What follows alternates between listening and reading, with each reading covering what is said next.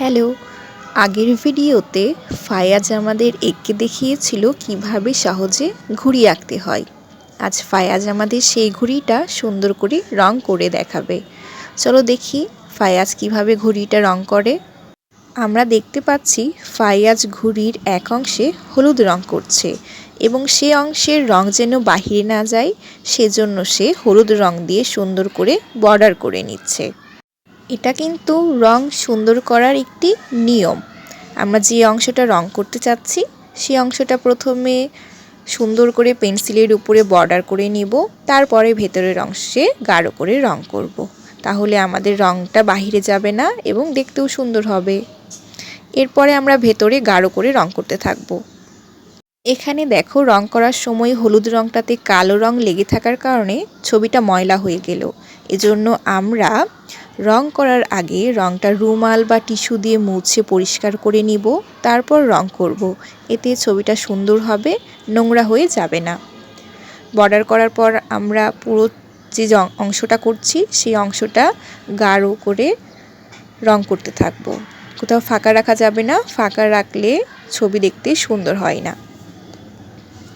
রং করার সময় মনোযোগী হয়ে ধীর স্থিরভাবে রং করতে হবে। অনেক জোরে যদি আমরা রং করি রংটা বাহিরে চলে যাওয়ার সম্ভাবনা থাকে। এই কারণে আমরা ধীরে ধীরে সুন্দর করে রং করব যেন আমাদের রং বাহিরে না যায়। যে বর্ডারটা দিয়েছিলাম সেই বর্ডারের ভেতরে রং থাকে, রং কিন্তু বাহিরে গেলে দেখতে সুন্দর লাগে না। দেখো ফায়াজের প্রায় হলুদ রং করা শেষ। এখন দ্বিতীয় অংশেও কী রং দিবে দেখি আমরা।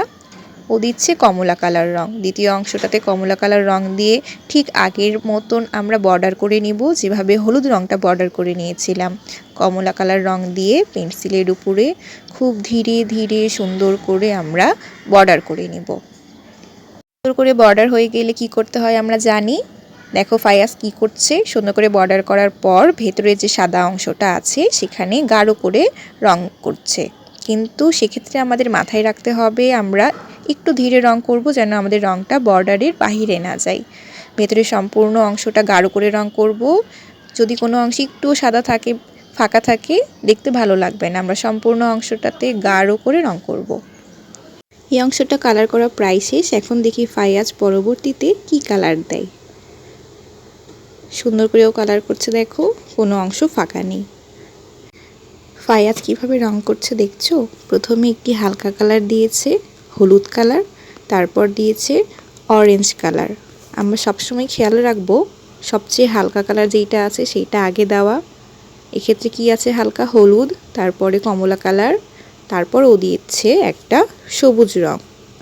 আমরা যদি গাঢ় রংটা আগে দিয়ে দিই তাহলে আমাদের ছবিটা নোংরা হয়ে যায়, দেখতে সুন্দর লাগে না। এজন্য যে কোনো ছবি করার ক্ষেত্রে আমরা মাথায় রাখবো আমাদের ছবিতে সবচেয়ে বেশি হালকা যে কালারটা আছে সেই কালারটা আগে দিব, তারপর আস্তে আস্তে হালকা থেকে গাঢ় রঙগুলো দিব।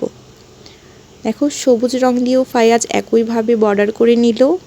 বর্ডার কেন করি, যেন রং বাহিরে না যায়। তারপরে ভিতরে গাঢ় করে রং দিয়ে ভরাট করে নিচ্ছে। ভেতরের রং ভরাট করার সময় খেয়াল রাখবো রংটাকে একটা অ্যাঙ্গেল থেকেই সব দিকে দিয়ে ভরাট করব। আমরা যদি অনেক দিক থেকে এলোমেলো করে কালার ভরাট করতে থাকি আমাদের রং দেখতে সুন্দর হবে না। এজন্য আমরা অ্যাঙ্গেল ঠিক রেখে যেদিক থেকে রং করছিলাম ঠিক সেদিক থেকেই সম্পূর্ণ রংটা করব। সবুজ রঙের পর আমরা দেখছি ফায়াজ নিয়েছে গোলাপি কালার রং। গোলাপির ইংলিশ কি বলো তো? গোলাপি কালার রংটা দিয়েও ফায়াজ ঠিক একইভাবে বর্ডার করে নিচ্ছে। সুন্দরভাবে বর্ডার করা শেষ।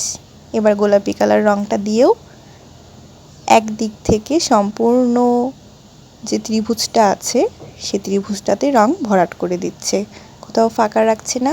খুব ধীর স্থিরভাবে সুন্দরভাবে রংটা ভরাট করে নিচ্ছে।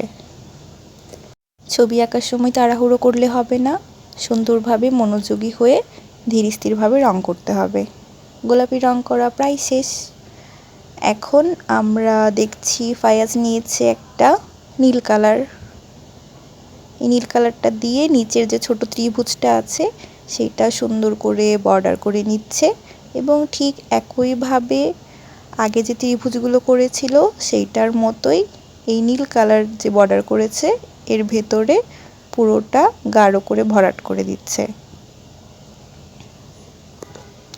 নীল কালার রংটা দেখো, ওই যে ও ফাঁকা রেখেছিল যে অংশগুলো, সেই অংশগুলোও পরবর্তীতে গাঢ় করে ভরাট করে দিচ্ছে। মানে আমরা কোনো অংশ ফাঁকা রাখতে পারবো না, সম্পূর্ণ অংশ আমাদেরকে গাঢ় করে ভরাট করতে হবে। যদি ফাঁকা রাখি দেখতে ভালো লাগবে না। এখন যে ঘুড়ির সুতোটা আছে সেই সুতাটা আমরা দেখছি যে ফায়াজ লাল কালার রং করছে। তোমরা চাইলে তোমাদের পছন্দ মতন যে কোনো কালার করতে পারো। ঘুড়ির সুতাটা দেওয়ার পর ফায়াজ দেখছি যে সুতাতে কিছু ডিজাইন করছে, তাই না? তোমরা চাইলে এই ডিজাইনটাও করতে পারো, আবার তোমাদের ইচ্ছে মতো যে কোনো ডিজাইন করতে পারো যেটা তোমাদের ভালো লাগে। বাস, ফায়াজের তো ঘুড়ি তো শেষ। ফায়াজের ঘুড়ি কেমন লাগলো কমেন্ট করে জানিও।